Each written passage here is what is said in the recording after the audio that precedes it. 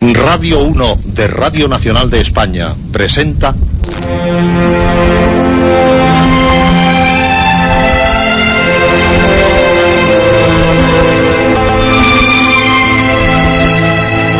Historias.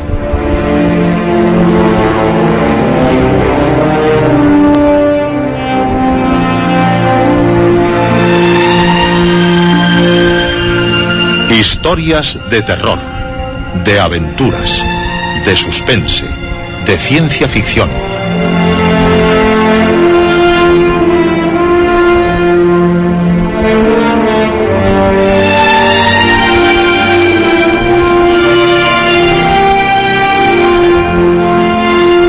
Un programa escrito y dirigido por Juan José Plans.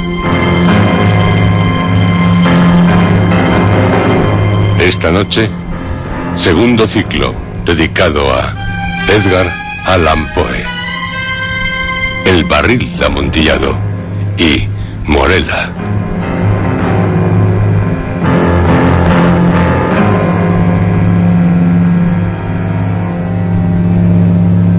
En esta noche, la noche de cuantos desean vivir las más extraordinarias historias, prepárense a pasárselo de miedo con miedo.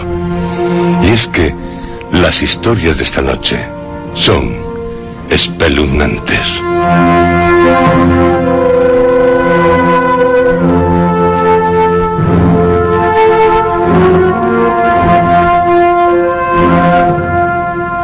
A continuación, con la adaptación radiofónica de los relatos El barril amontillado y Morella, finalizaremos el segundo ciclo dedicado a Edgar Allan Poe, ciclo en el que ya les hemos ofrecido El corazón delator, Silencio, El retrato oval, Berenice y La máscara de la muerte roja.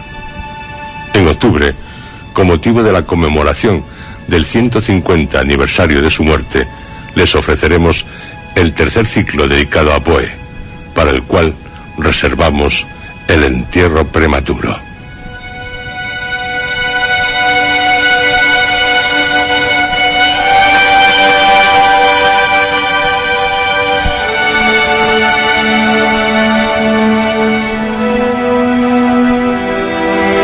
El barril de amontillado se publicó por primera vez en el Codes Ladies Book en noviembre de 1846, año en el que escribió Eureka y en el que publicó Filosofía de la composición. También en varias revistas, las primeras Marginalia. A destacar igualmente de este año su serie sobre los literati, aparecida en el mencionado Codes Ladies Book de Filadelfia. Melville, en 1846, publicaría Taipí y Hawthorne, musgos de una vieja granja. Se proclamó la República de California. Y Virginia Clem, su esposa, empeora de salud. Moriría el 30 de enero de 1847, año en el que Poe sufre una congestión cerebral.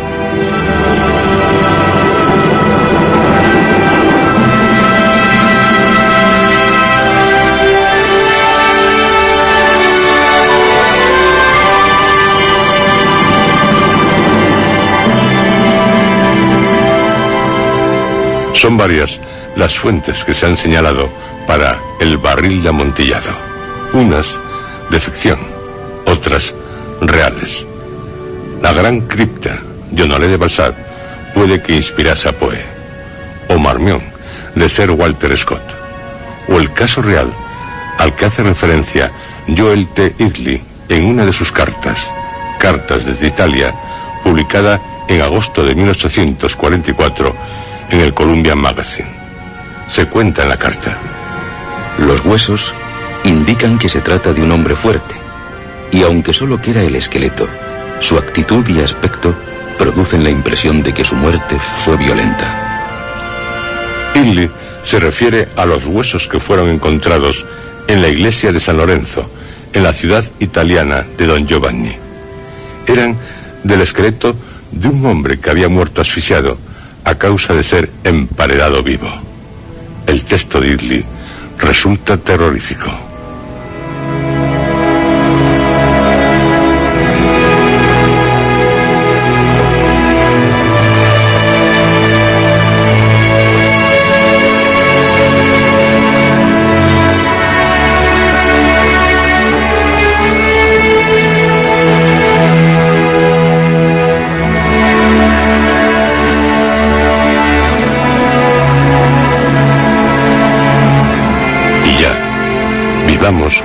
Lo que ocurrió en un pasado.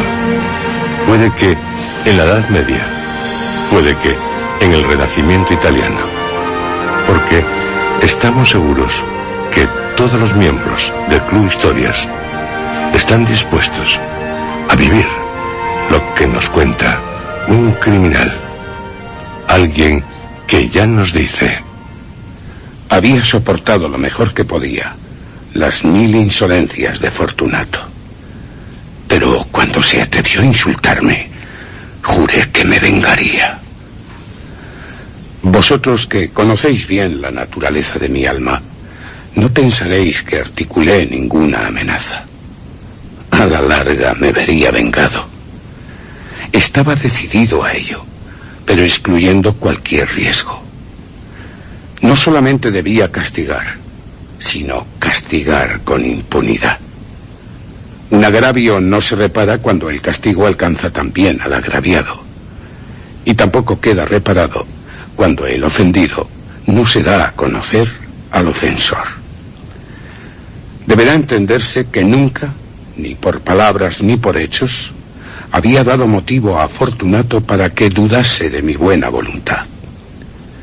Continué, como era mi costumbre, prodigándole mis sonrisas, sin que él se diera cuenta de que tales sonrisas nacían entonces de la idea de su inmolación. Fortunato tenía un punto débil, aunque bajo todos los demás aspectos era un hombre respetable y también temible. Se enorgullecía de ser todo un experto en vinos. Pocos italianos dominan las virtudes de ese arte. La mayoría de ellos se adaptan casi siempre al momento, a la oportunidad para engañar a los millonarios ingleses y austriacos. Fortunato, en pintura y en piedras preciosas, era un charlatán, como sus compatriotas, pero no cabe duda de que en el tema de vinos añejos sabía lo suyo. En esto yo no difería esencialmente de él, puesto que era experto en cosechas italianas, que compraba en grandes cantidades siempre que podía.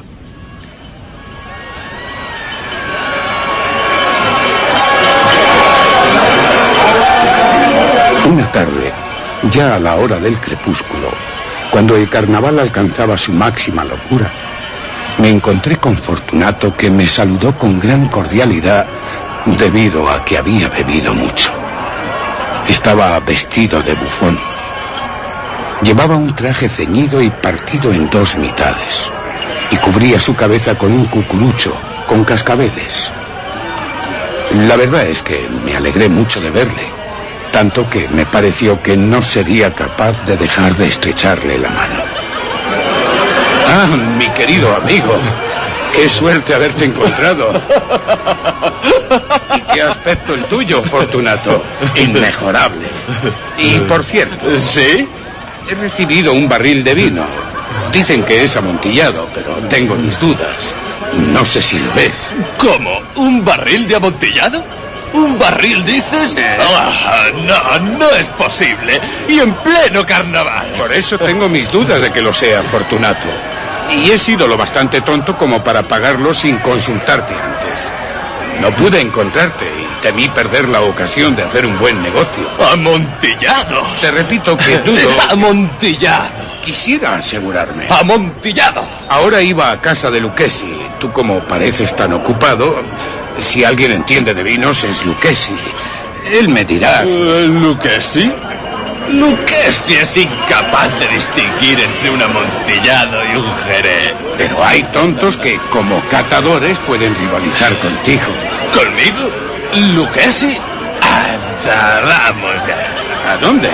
¿A tu bodega? Oh, no, Fortunato, amigo mío. No está en mi ánimo el abusar de ti. Te veo disfrazado. Seguro que estás invitado. No estoy invitado.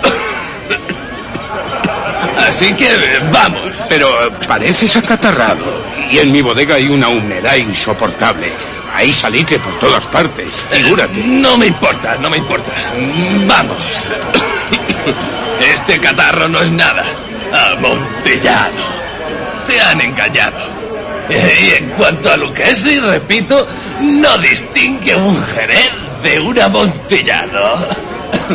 Vamos, vamos. Fortunato me cogió del brazo mientras gruñía algo. Me puse un antifaz de seda negra y, envolviéndome en una capa, dejé que me arrastrara a mi palacio, a mi palazzo, como él decía. No había sirvientes en mi hogar. Todos celebraban el carnaval. Les había dicho que no regresaría hasta el amanecer, dejándoles bien claro que no deberían moverse del palacio. Bastan tales órdenes, como muy bien sé, para que hagan todo lo contrario en cuanto se les da a la espalda. Saqué 2 antorchas de sus soportes. Una se la entregué a Fortunato. Le dirigí a través de varias estancias hasta el vestíbulo que conducía a la bodega. Una larga escalera de caracol, rogándole que me siguiera con mucho cuidado. Y alcanzamos el suelo húmedo de las catacumbas de los Montresor. Fortunato caminaba con pasos tambaleantes, sonándole los cascabeles de su gorro.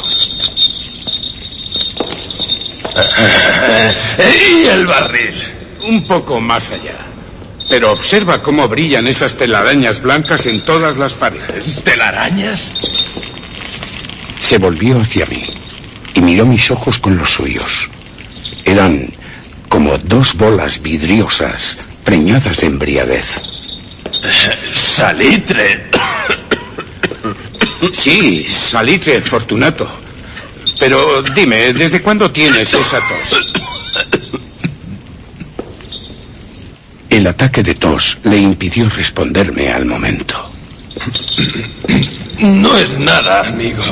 No es nada. Ven, vamos a regresar. Tu salud es lo primero. Eres rico, respetado, admirado, querido. Eres feliz, Fortunato, como también lo fui yo en otro tiempo. Se sentiría mucho tu pérdida, no la mía. No quiero ser responsable de que caigas enfermo. Por otra parte, Lucchesi... ¡Basta! Esta tos no es nada. No me matará. No moriré a causa de un resfriado. Solo el mencionarme a Lucchesi... Olvidemos a Lucchesi. Es cierto lo que dices de tu catarro. En verdad no es mi intención la de alarmarte, Fortunato, pero tienes que tener cuidado, mucho cuidado. Un trago de este Medoc nos protegerá de la humedad. Rompí el cuello de una botella que saqué de una larga hilera en el moho. Medoc, un magnífico vino de Burdeos. Sí. Llevó la botella a sus labios mirándome de soslayo. Se detuvo y con un gesto de familiaridad, sonando mucho sus cascabeles, me dijo: Esta bodega está en unas catacumbas, las de tu palazzo. Así que brindo a la salud de los que aquí reposan. Y porque tengas larga vida. Y tomándome del brazo, seguimos adelante.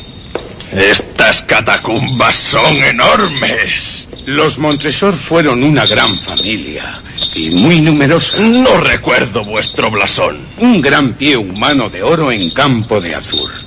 El pie aplasta una serpiente rampante cuyos dientes se clavan en el talón. ¿Y la leyenda? Nemo me impune l'accessit. Nemo me impune l'accessit. Nadie me hostiga impunemente. Hermosa leyenda. Es de Escocia. Ya. El vino le brillaba en los ojos y los cascabeles le tintineaban. Mi propia imaginación empezó a acalorarse con el Médoc. Pasamos junto a muros de huesos apilados que alternaban con toneles y barriles hasta entrar en los más apartados rincones de las catacumbas. Otra vez me detuve y fui yo quien le cogió por el brazo, por encima del codo. ¿Qué ocurre? El salitre, Fortunato, va en aumento, hasta cuelga de las bóvedas. Estamos bajo el lecho del río y las gotas de humedad caen entre los huesos. Demos la vuelta antes de que sea demasiado tarde. Lo digo por tu tos. Y yo te digo que no es nada. Sigamos.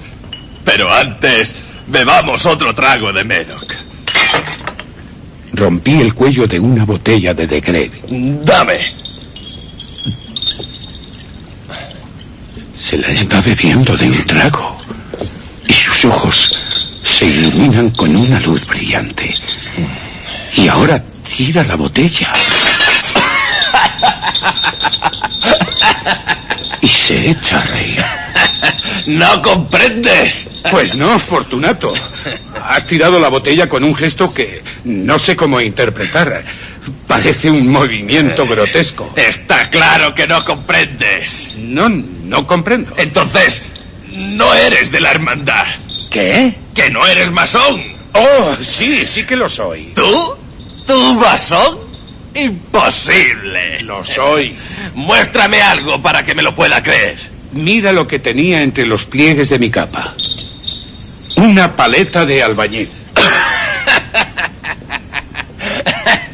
¿Bromeas? Vamos a por el amontillado. Sea. Ofrecí otra vez mi brazo a Fortunato tras guardar la paleta de albañil bajo la capa. Continuamos, él apoyándose pesadamente en mi brazo en busca del amontillado. Pasamos varios arcos muy bajos. Descendimos más aún y llegamos a una profunda cripta en la que la impureza del aire apenas permitía fulgurar a las antorchas. Al fondo de la cripta había otra menos espaciosa. Los muros estaban cubiertos de restos humanos apilados hasta la misma bóveda, como en las grandes catacumbas de París. 3 lados de esta segunda cripta estaban todavía decorados así, pero del cuarto se habían caído los huesos y estaban esparcidos por el suelo, formando en una parte como una muralla de cierta altura. Dentro del muro que quedaba expuesto por el desplazamiento de los huesos, había aún otro hueco de poco más de 1 metro de profundidad, 1 metro de anchura y unos 2 de altura. No parecía haber sido construido para un uso especial. Se trataba de una simple separación entre 2 enormes pilares que sostenían el techo del subterráneo. Su fondo era el mismo sólido granito que circundaba el lugar. En vano, Fortunato, adentrándose en el hueco de su mortecina antorcha, pudo escrutar la profundidad del nicho. Apenas veo. Pasa. Dentro está el amontillado. ¿Ahí? Sí, ahí dentro. Y en cuanto a Lucchesi... Es un ignorante. Fortunato dio unos tambaleantes pasos hacia adelante, seguido por mí. No tardó en llegar al extremo del nicho, donde se detuvo estúpidamente pasmado. En un instante lo dejé encadenado al granito. Había en la roca 2 argollas de hierro separadas horizontalmente, a unos 2 pies una de la otra. De una de ellas colgaba una corta cadena y de la otra un candado. En unos segundos le rodeé la cintura y cerré el candado. Se quedó demasiado sorprendido como para ofrecer resistencia. Retiré la llave y retrocedí algunos pasos fuera del nicho. Fortunato, este lugar, no cabe duda, es muy húmedo, por lo que una vez más te ruego que nos vayamos. ¿No estás de acuerdo? Si no lo estás, tendré que dejarte. Pero antes de hacerlo, tendré contigo cuantas atenciones me sean posibles. ¡El amontillado! Ah, cierto, el amontillado. Mientras decía esto, rebusqué entre el montón de huesos. Apartándolos, no tardé en dar con una cantidad de piedras y argamasa. Con estos materiales, con la ayuda de mi paleta de albañil, empecé activamente a amurallar la entrada del nicho.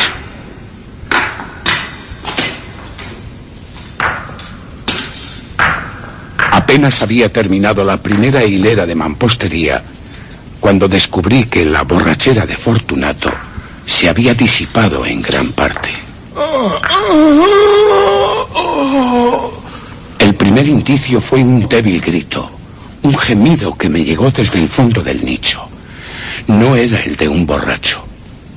Luego hubo un largo y obstinado silencio. Puse la segunda hilera, luego la tercera y la cuarta. Fue cuando oí que la cadena era agitada furiosamente. Interrumpí mi tarea. Me senté sobre los huesos para así disfrutar más del momento.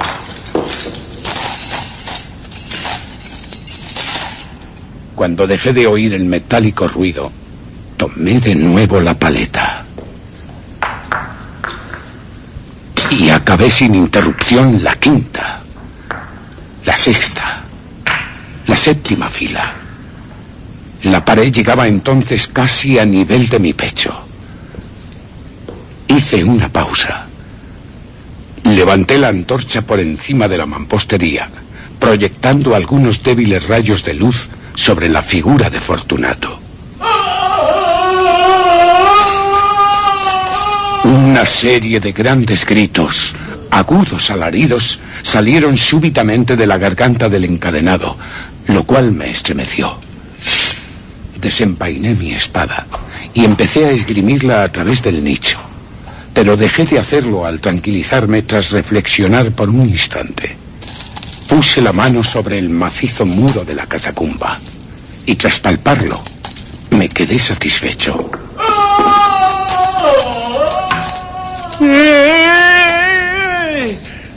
Repetí sus gritos, sus alaridos como si fuera el eco, por lo que aumentaron en volumen y fuerza, aunque superé a los suyos, hasta que Fortunato se cayó.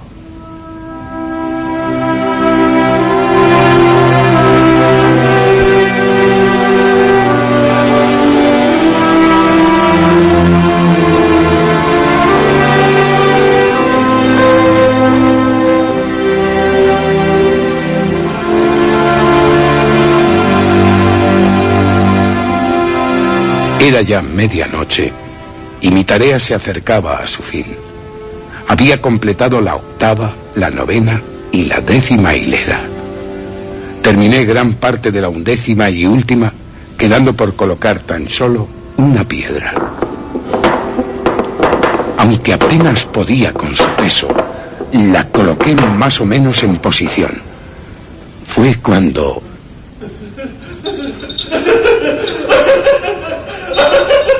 ¡Fortunato! Esa risa me pone los pelos de punta. Una broma muy buena, amigo mío. Una broma excelente. Sí, de veras. Extraordinaria. Nos reiremos mucho cuando contemos que... Mientras tomamos el amontillado. ¿El amontillado? Sí. El amontillado. Pero... ¿no se está haciendo tarde? Nos estarán esperando en Palazzo, mi esposa y los demás. Vámonos ya. Sí, por el amor de Dios. No hubo respuesta a mis palabras. Me impacienté y grité: ¡Fortunato! ¡Fortunato! Tampoco hubo respuesta. Arrojé la antorcha por la abertura, dejándola caer dentro del nicho. No recibí otra respuesta que un repiqueteo de cascabeles. Sentí dolor en el corazón, sin duda a causa de la humedad de las catacumbas, y me apresuré a terminar mi trabajo. Hice un esfuerzo y ajusté la última piedra, cubriéndola con mortero. Contra la nueva mampostería, levanté la antigua muralla de osamentas.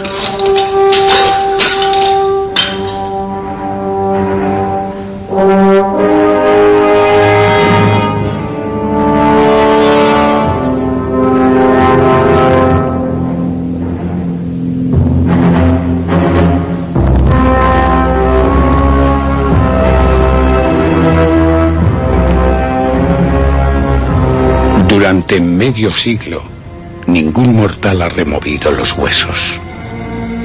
Fortunato. Requiescat in pace. Descanse en paz.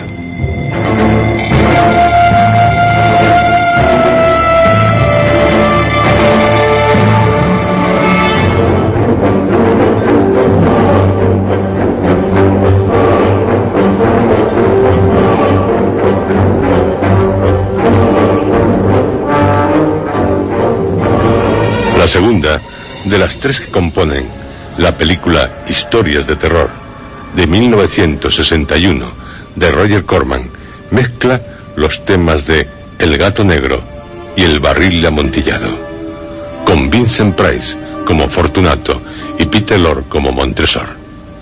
Fortunato, en esta adaptación cinematográfica con guión de Richard Matheson, es amante de Annabelle, Joyce Jameson, esposa de Montresor, que decide vengarse de los dos, habiendo gato negro por medio.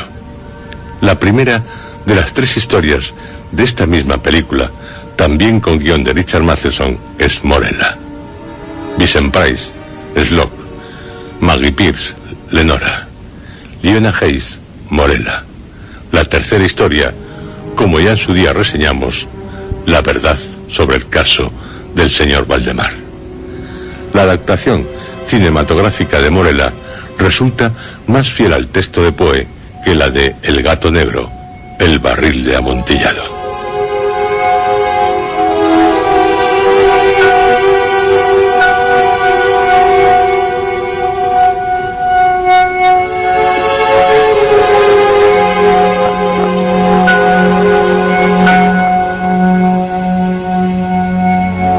Morella se publicó por primera vez en abril de 1835 en el Southern Literary Messenger, un mes después de Meredith.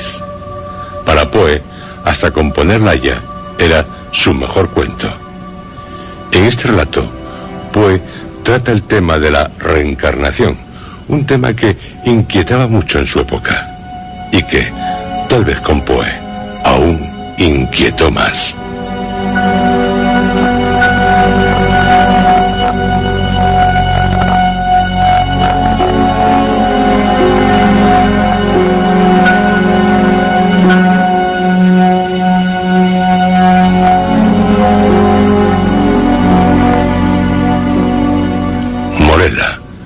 Una extraña mujer. Quien fue su esposo nos habla de ella y de lo que, para su horror, llegó a ocurrir.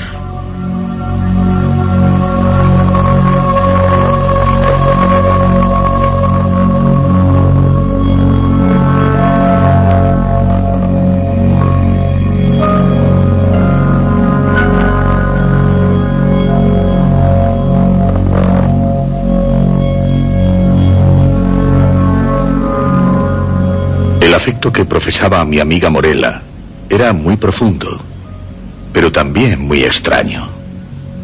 La conocí casualmente hace muchos años, y desde nuestro primer encuentro, mi alma se sobresaltó, ardiendo con un fuego hasta entonces jamás conocido. Pero tal fuego no era el de Eros, y para mí fue un tormento, un amargo tormento que me hacía tener la convicción de que nunca lograría conocer su carácter, su singular carácter. Pese a ello nos conocimos y el matrimonio nos unió, aunque jamás le hablé con pasión, ni tampoco pensé en el amor estando con ella. Por su parte, huyó de la sociedad, y para conseguir hacerme feliz, se me consagró plenamente. Es una felicidad para cualquier hombre el ser admirado por una mujer. Y también el soñar es felicidad. Morella era una mujer cultivada. Dominaba profundos conocimientos. Y, como no tardaré en demostrar, su talento no era vulgar, sino fuera de ser enorme. Yo lo sentía y en muchos aspectos fui su discípulo.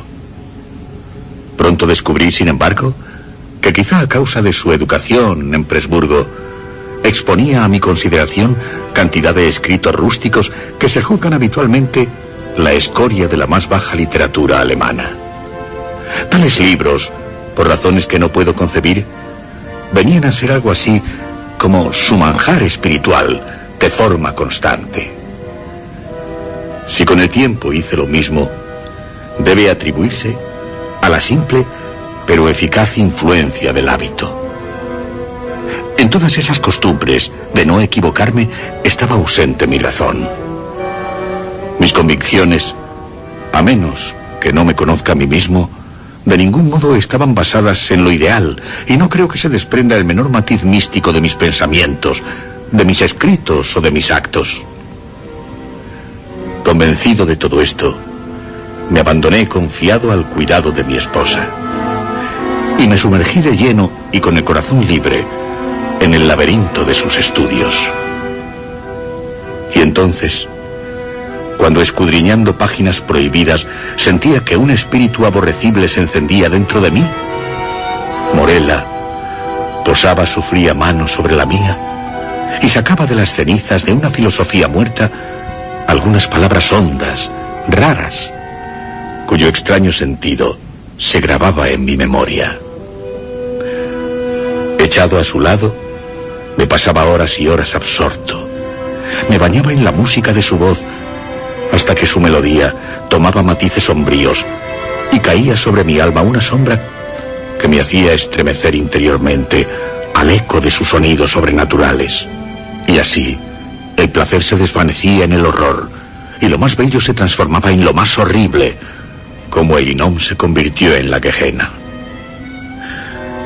Considero innecesario explicar el carácter exacto de aquellas disquisiciones que, surgidas de los libros ya indicados, constituyeron durante tanto tiempo casi el único tema de conversación entre Morella y yo. Las personas versadas en lo que llamamos moral teológica lo comprenderán fácilmente, y las no instruidas, aunque me expresara con detalle, no me comprenderían. El vehemente panteísmo de Fichte, la palingenesia modificada de los pitagóricos y sobre todo las doctrinas de la identidad preconizadas por Schelling constituían principalmente los temas a debatir que ofrecían mayor atracción a la imaginativa Morella. Esta identidad personal, Mr. Locke la define exactamente como la cordura del ser racional.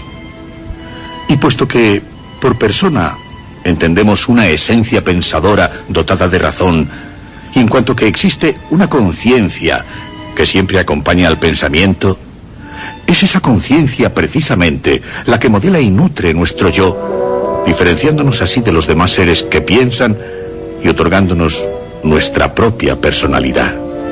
Mas el principium individuationis, la noción de esa identidad que con la muerte se pierde o no para siempre, fue para mí durante toda la vida un problema de máximo interés, no solo por su naturaleza inquietante y de problemáticas consecuencias, sino también por la forma apasionada con que se expresaba Morella. Llegamos a un punto en que el proceder misterioso de mi esposa me oprimió como un maleficio. Ya no podía soportar el contacto de sus pálidos dedos, ni el timbre profundo y armonioso de su voz, ni el brillo de sus melancólicos ojos. Ella lo sabía, pero no me lo reprochaba. Parecía tener conciencia de mi debilidad, de mi locura, y sonriendo, llamaba a eso el destino. También parecía tener conciencia de la causa, que yo no conocía, del gradual despego de mi actitud, pero no me la explicó. De día en día languidecía de forma notoria. Llegó a fijarse una mancha roja en cada una de sus mejillas, remarcándose las azules venas de su frente. Si sentía lástima de ella, Morella acababa mostrándose melancólica. Mi alma se sentía enferma y experimentaba el vértigo de quien hunde la mirada en algún abismo lúgubre e insondable. ¿Anhelaba entonces la muerte de Morella cada vez más? Así fue. Pero su frágil espíritu se aferró a su receptáculo de arcilla durante días, semanas, meses, muchos meses. Hasta que mis nervios torturados dominaron mi razón y me enfurecí por la tardanza de su muerte. Maldije los días, los minutos, las horas, mientras su vida declinaba como las sombras al atardecer.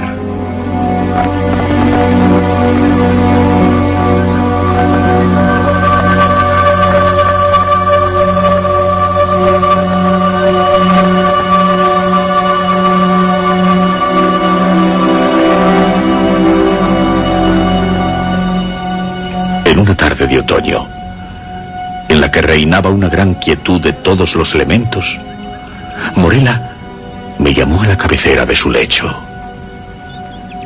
Una espesa niebla cubría la tierra y subía un cálido resplandor de las aguas, y entre la rica floresta nacía un arco iris.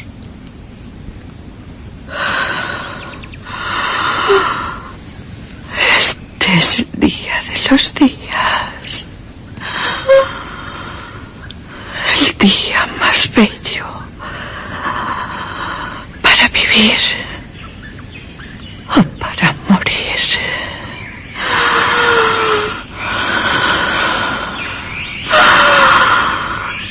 Un hermoso día para los hijos de la tierra y de la vida. Pero mucho más hermoso aún para los hijos del cielo y de la muerte.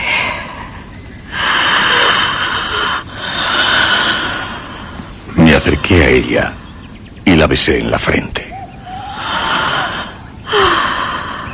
Pronto, muy pronto, moriré.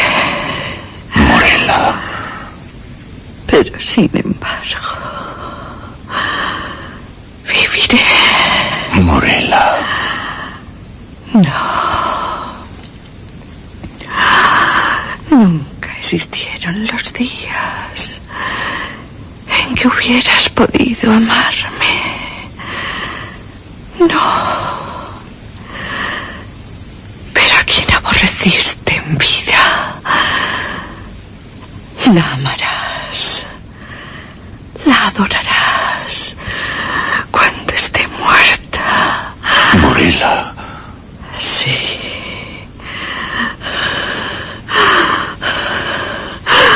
Voy a morir. Y pronto. Pero hay dentro de mí una prenda de ese afecto tan pequeño que sentiste por mí, por tu Morella. Y cuando mi espíritu parta, el hijo vivirá. Tu hijo y el mío, el de Morella.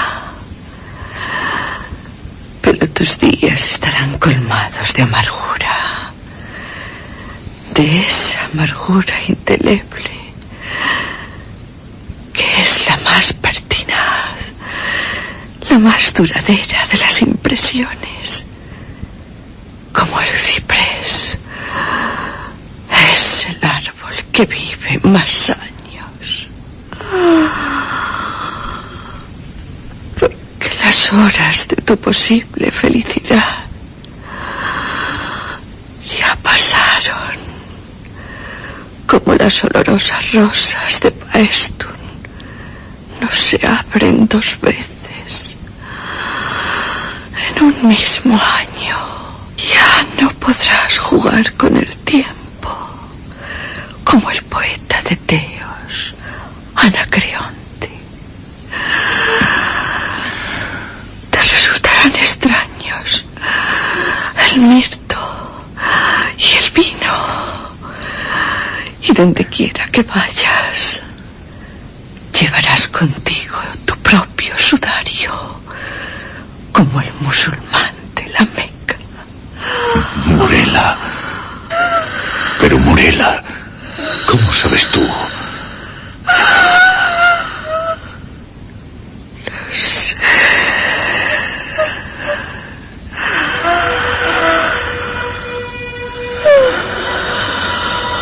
Morella volvió la mirada hacia el lado opuesto a mí. Su cuerpo se estremeció ligeramente.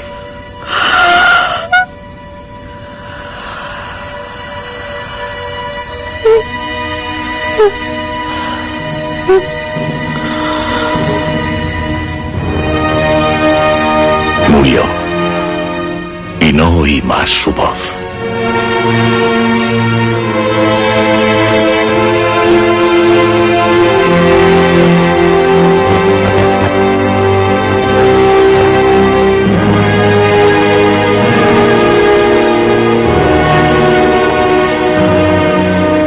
Como ella lo había profetizado, su hija, a la que dio a luz al morir, no respiró hasta que su madre expiró. Vivió y creció en estatura y en inteligencia, y se convirtió en el retrato viviente de quien nos había dejado para siempre. Y la amé. La amé con un amor que jamás hubiera creído que ningún ser humano pudiera sentir en este mundo.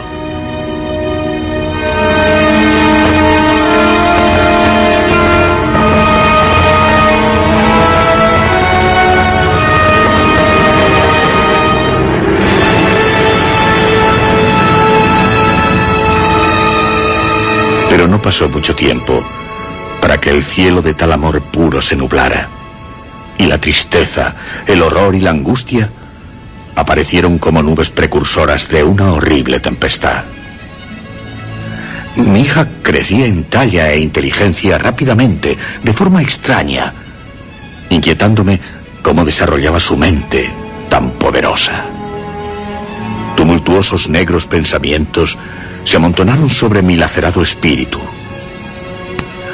Así tenía que ser, por desgracia, cuando no pasaba días sin que descubriera en aquella precoz criatura la potencia adulta, las facultades propias de una mujer. Podía ser de otra forma cuando de sus infantiles labios brotaban lecciones de experiencia, y cuando comprobaba la aparición de las pasiones o la sabiduría de la madurez resplandecer en su mirada. Cuando todo esto llegó a ser evidente para mis espantados sentidos, cuando ya no pude ocultarlo a mi alma, ni apartarla de estas evidencias que la estremecían, es de sorprenderse que sospechas de carácter terrible y perturbador se insinuaran en mi espíritu, o que mis pensamientos recayeran con horror en las insensatas historias y en las sobrecogedoras teorías de la difunta Morella.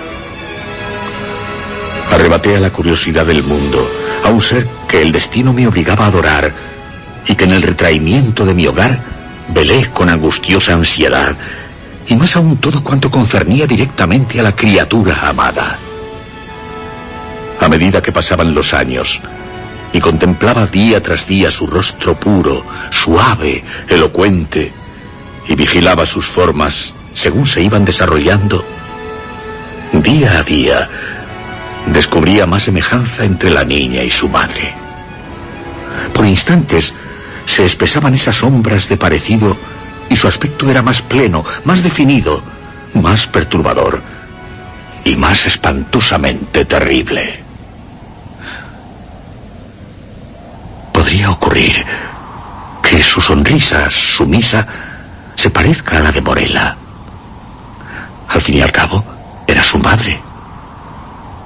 Pero tal parecido es más que un parecido.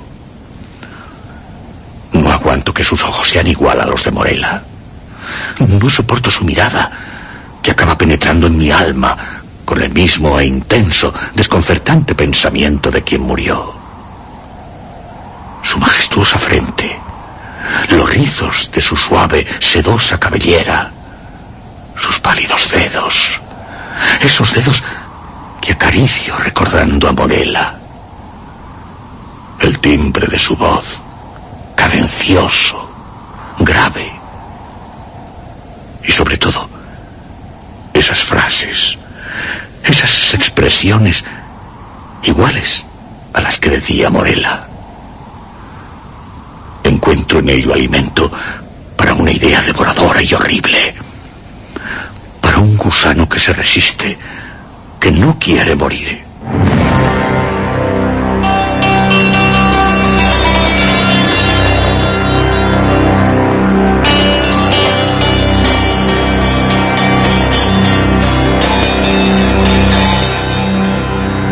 Así transcurrieron 2 lustros de mi hija, que seguía sin nombre.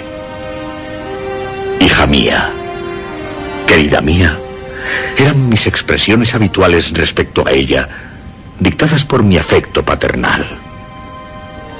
La estricta reclusión a la que la tenía sometida la apartaba de cualquier relación. Para ella no existía el nombre de Morella.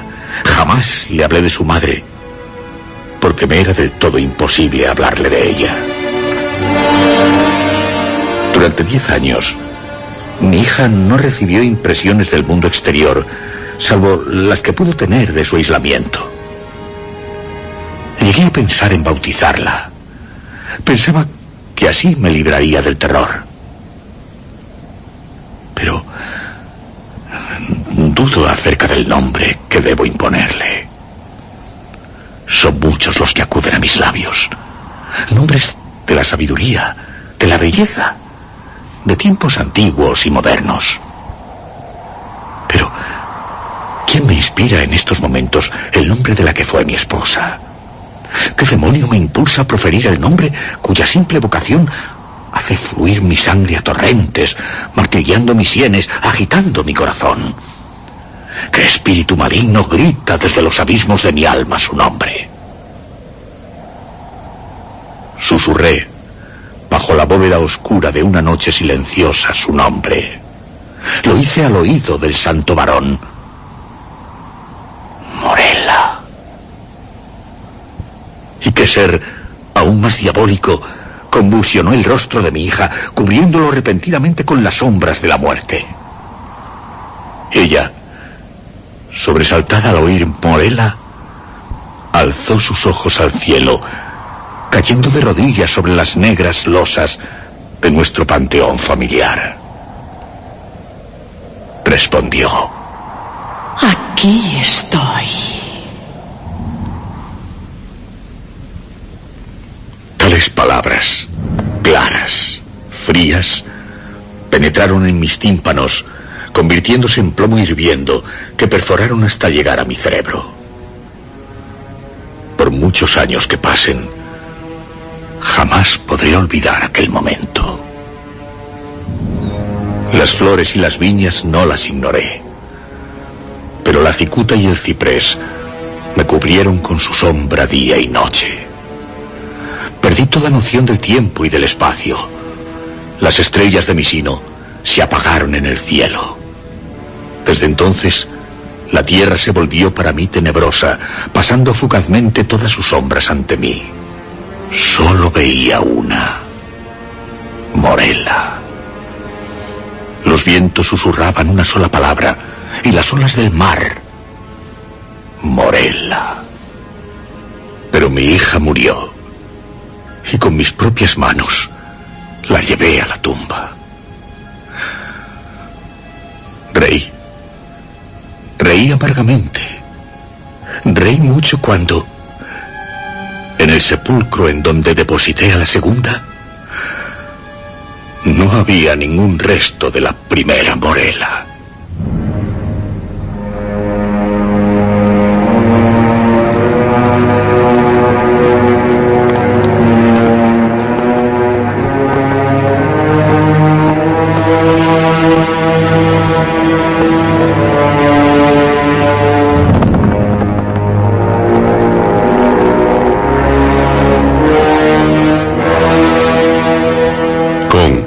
El Barril de Amontillado y Morella, como ya les hemos dicho, finalizamos el segundo ciclo dedicado a Edgar Allan Poe, un autor que en octubre volverá con nosotros para, con él, seguir pasándolo de miedo con miedo, como también se lo pasarán en nuestro próximo programa al vivir unos casos reales.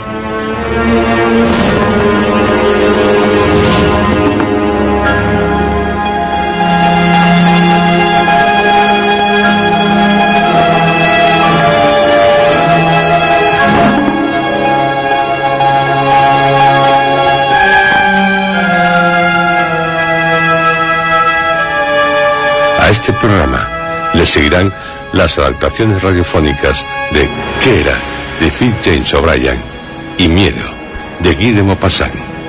A continuación, el segundo ciclo, dedicado a originales enviados por los oyentes. Los originales seleccionados para este segundo ciclo les pondrán los pelos de punta.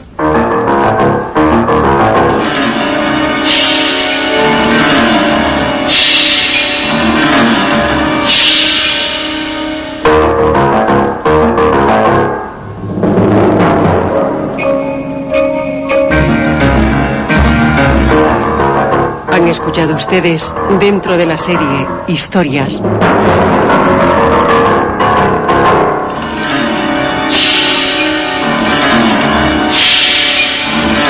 El Barril de Amontillado y Morella.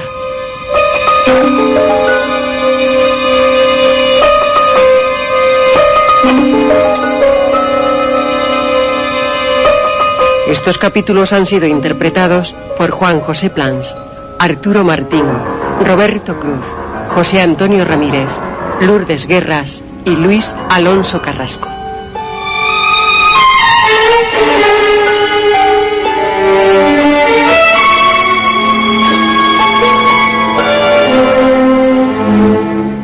Efectos especiales, Joaquín Úbeda. Realización técnica, Armando Multedo y Adolfo Abarca. Dirección, Juan José Plans.